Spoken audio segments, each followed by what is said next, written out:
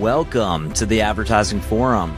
This is episode 2 of our 2025 Creative Experience series, sponsored by Triple Lift. And Triple Lift, thank you for these nice threads that I picked up at Possible. Today we have Alexis Gossard, Senior Manager of Media Strategy at Bayer.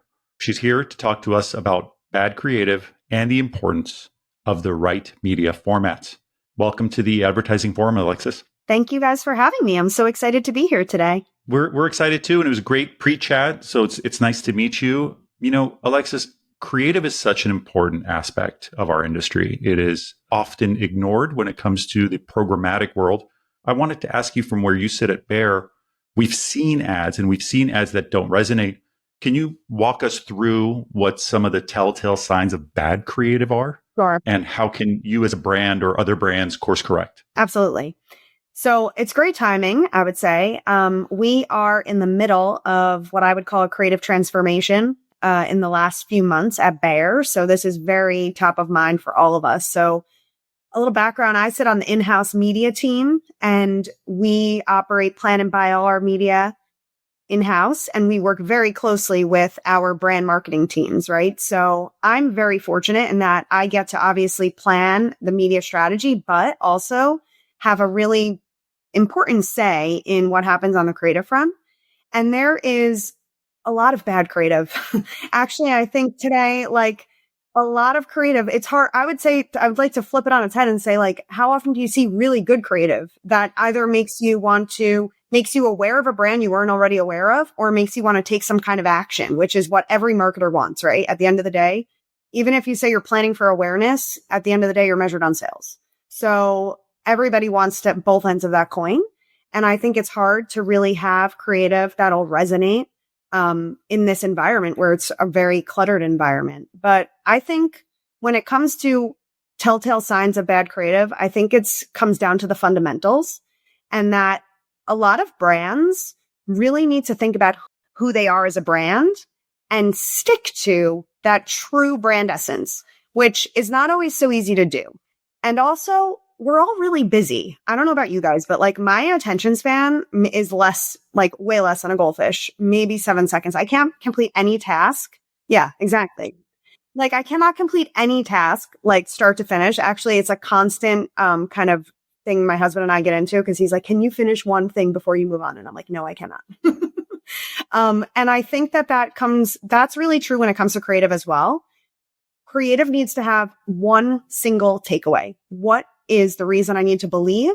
How am I going to differentiate? And how am I going to connect with the consumer, whoever that audience is? So I think if a brand isn't sticking to their true brand essence of who they want to be and why this piece of creative should matter, it's not going to break through in a way that they wanted to for their particular consumer. So if you're not sticking to your fundamentals, if you don't know who you are as a brand in terms of those fundamentals, your brand essence, your tone, the way you show up in the world, then you got to go back to the drawing board and start there, the foundation. You can't build a good house without that foundation.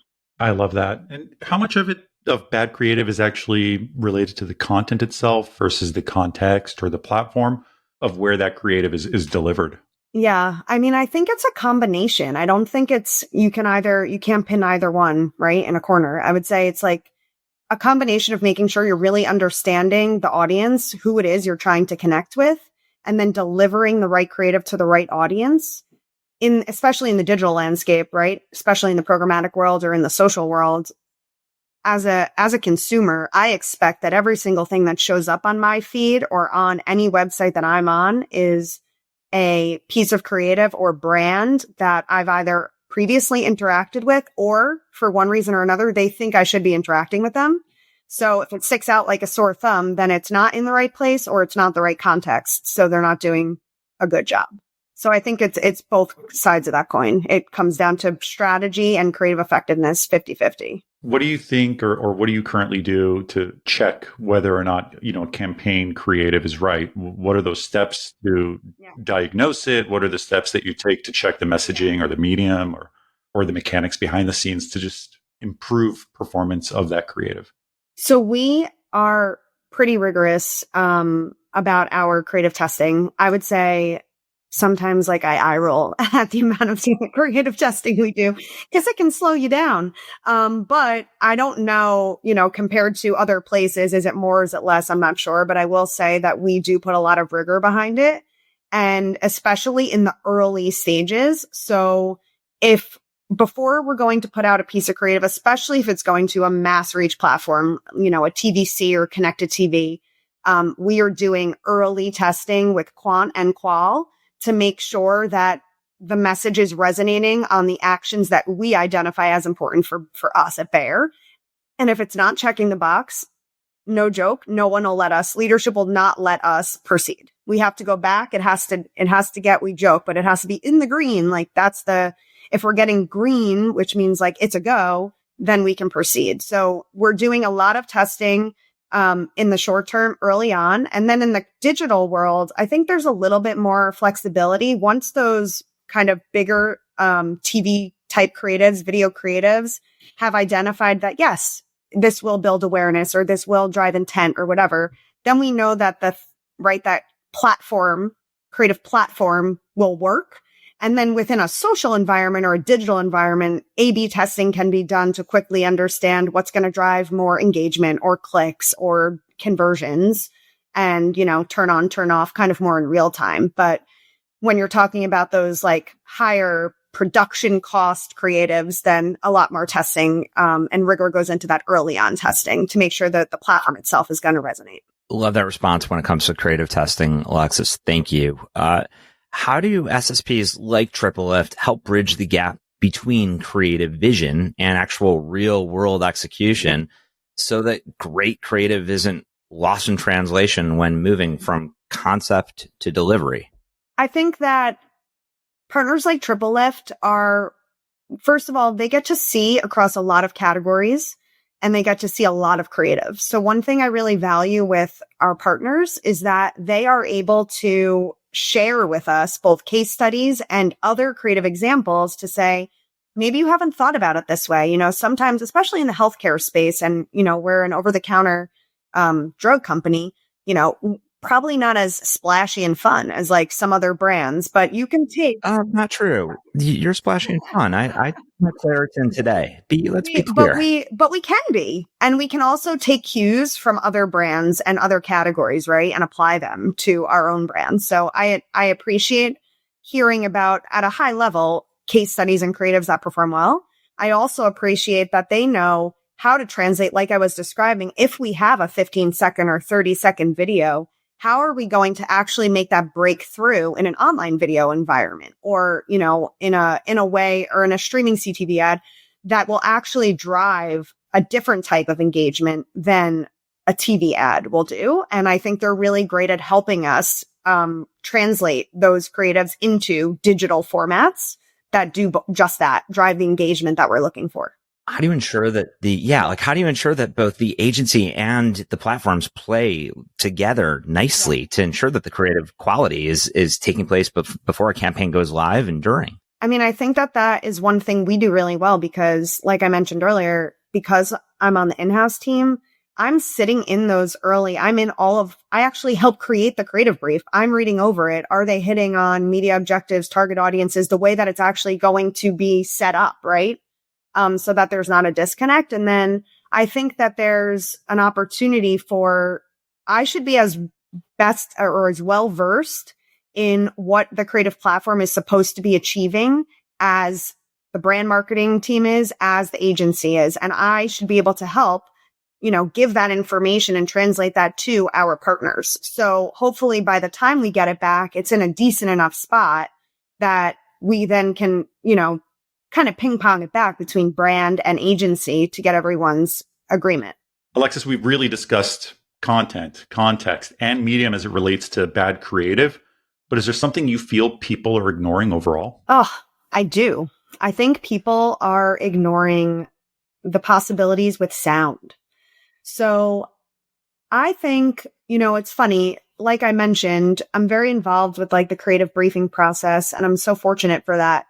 And one thing I've noticed is that a lot of times, immediately when we are thinking about building out a new creative campaign, we're thinking of the visual components of that creative campaign, the look, the feel, the character of it. But one thing that often goes dismissed is the sound and the power of sound and the power of audio, both a mnemonic. Think about the brands like that really resonate, like Netflix, Doon Doon, when you turn it on, right?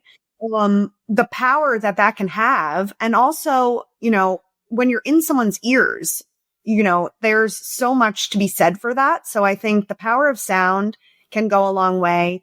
And, audio as a medium is, underutilized in terms of really driving that brand memorability if you do sound well. So I think that that's one place where there's an opportunity for brands to really lean in and be able to differentiate themselves in the ecosystem. So what are some bad creative myths that you want to debunk right now? Oh, so this happens a lot. I feel like there's a lot of bad creative myths. There are.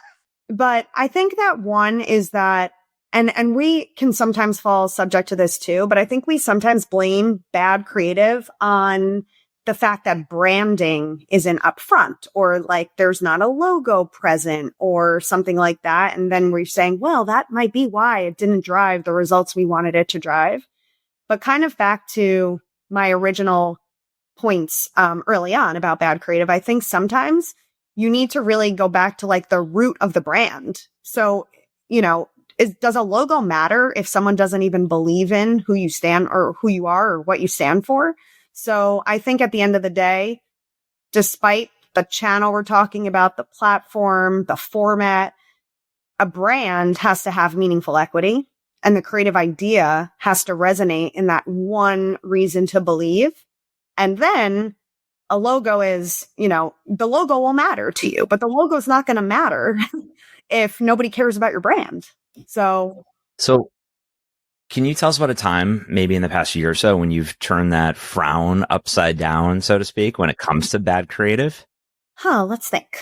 I would say, I don't know, you could probably tell, I get pretty passionate about these topics. Like, I definitely am not quiet. I sit in a place where also I think I have great collaboration with all the partners that we work with, both internally and externally, and they're willing to listen. So that's always a good thing. But I think we had a recent experience on one of the brands in our building where we weren't testing, back to that testing formulation we use, like where we need to test in the green. We weren't testing in the green. And we had to get on air very quickly across all of our channels. Our start date was approaching. So we went back through it and we identified some pivotal moments where we thought, okay, maybe there's not enough breakthrough in this ad, and we need to figure out a way to really make sure that people what is the one thing they're taking away? And we had to rework the way in which we were delivering that message. Interestingly enough, it was a campaign that had been live for some time, but we put new rigor behind our testing mechanisms and what we were allowed to set live. So we were able to optimize existing creative and then turn it back on, and it did score green, and we were able to run it. So that was a positive story. Smart. Amazing. Alexis, I love your passion for creative. Let me just be the first to say that. I appreciate creative and I love people who lean in and just love every aspect of it. So thank you again for being here as our guest. And thank you, Triple Lift, for sponsoring this series focused on creative experiences. Thank you. Thank you. Thanks for having me. Thank you, Alexis. Thank you, Bayer.